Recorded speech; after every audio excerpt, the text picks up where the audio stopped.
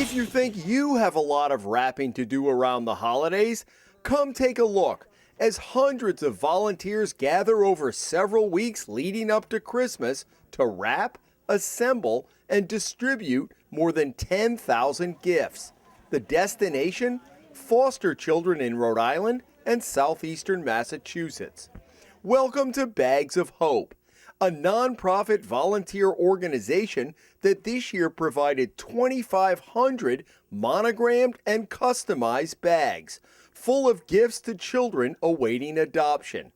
The program was started 4 years ago by Kim Gagney and her husband John, after they adopted their first child, a boy, 5 years ago. We were amazed at the stories the social workers told of going into kids' homes and removing them from their biological families because of all different reasons. And they talked about how so many kids, they only have a few minutes because it's usually a very escalated situation when they remove kids. And so they'll grab a trash bag, throw those child's belongings into that trash bag. The things that are theirs are in a garbage bag. We loaded him in the car, we were getting everything ready to go, and the foster mom came to the door and she said, "Oh, I have one more thing for you." And she handed me a trash bag with all of his belongings in it. When you look at the whole picture about what's happening to those kids and the place of vulnerability that they're in, the trauma of what they're going through,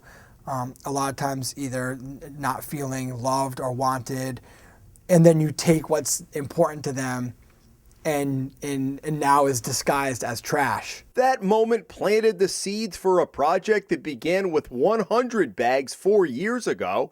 It grew to 1,000 last year and 2,500 this year. Rachel McBride came on board 2 years ago, handling the administrative end of the operation.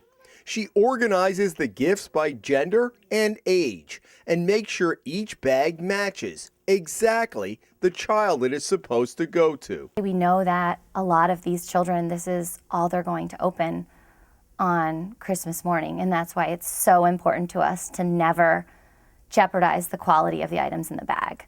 They would be something that we would give to our own children, or even better items than to our own children. Ground Zero is His Providence Church, located in Seekonk, and the project relies entirely on volunteers and donations.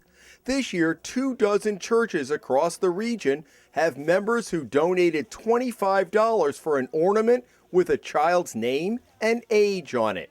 That pays for a monogram bag and all the gifts inside. Then there are the bags, thousands of them. The first year, Frank and Sandy Kowalik offered to donate and monogram each bag. The couple, which owns Sandy Lane Sports in Warwick, knew the Gagneys from church and volunteered when they heard about Bags of Hope. When the numbers grew dramatically, the Kowaliks provided bags at cost and still continue to monogram every one of the bags. It takes an average of 5 minutes to complete each one. At 2,500 bags, you do the math on how much of their time they've donated. Why do you do it? I think it's the right thing to do. I mean, my father raised me to help people who need help, and these kids need help. Every now and then I'll think about them and maybe say a little prayer as I go through each kid and just wonder about where they are now and what they might be going through. And The room is organized from 0 to 18. The project has evolved into a complicated but relatively smooth operation as teams of people show up on various days and nights. First to begin wrapping the donated items. Later in the week, the bagging team goes into action, double checking that the right items go into each duffel. Giovanna 8. If we get to bag, Got it. Matthew 12. Finally, there is a triple check, including the logging of a barcode to make sure each bag gets to where it's going. A gift is one thing, but to give a gift that has someone's name monogrammed on it and get the spelling exactly right and the gender right and the age right and the gifts right, it's very complicated to make sure that that happens. It hasn't been, about toys and about objects as much as it's been about comfort items.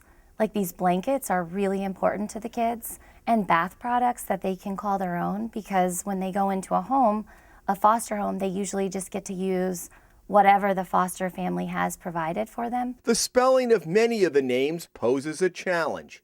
It's not Joe, Jane, and Sue anymore. You might have a Janaya, and it's spelt like nothing you've ever seen before with an apostrophe somewhere in there, and you're trying to, and you don't know. But when a child gets, and you can't go into Benny's or Walmart or wherever and get the little license plate for your bicycle that says Janaya with the apostrophe in the right place. You can't find that.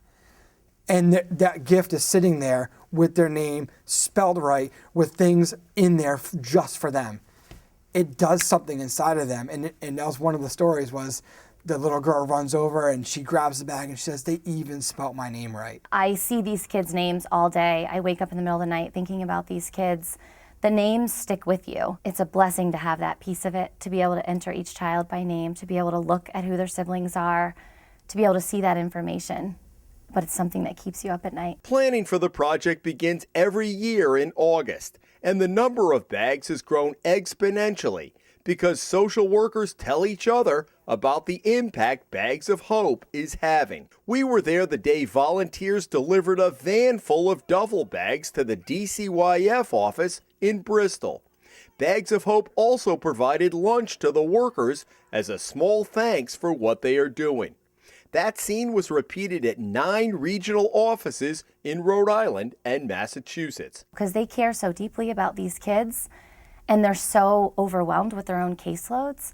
So it's nice to take just a small piece, out of their planning, out of their time, just this small piece that they can hand over something to these kids for Christmas. So many times down the road, I will recognize a name and remember a story about, this child specifically asked for the game of checkers, and Because you got that through the social worker. Yeah, the social worker will say, this child's really been asking for this. Or they'll give us a little something about the child. This child has special needs, or this child is deaf, or this child has 3 siblings that are all close in age. Could we try to do something different? Kim says there is a larger goal for this project, bringing awareness about the number of children in foster care and that the community as a whole can make a difference placing the boys and girls. Our main goal is to let children in foster care know that the church as a whole in your community cares for you. You're not forgotten, and the way you carry your personal things around really does matter to us. The bag is beautiful and wonderful, but the bigger picture is we want to see kids placed in families. We have 400 plus kids in Massachusetts right now waiting for adoptive homes. We have over around 200 kids in Rhode Island waiting for adoptive homes, and our goal is to start changing those numbers. John and I try to go church to church saying, if you take one child, if one family in this church adopts one child, we can wipe out this problem. Foster care is hard. Being in foster care is hard. And every time that I get a little discouraged or a little overwhelmed with what we've taken on, something really beautiful comes along, and a child will come across me and say, who was praying for me? Who had my ornament?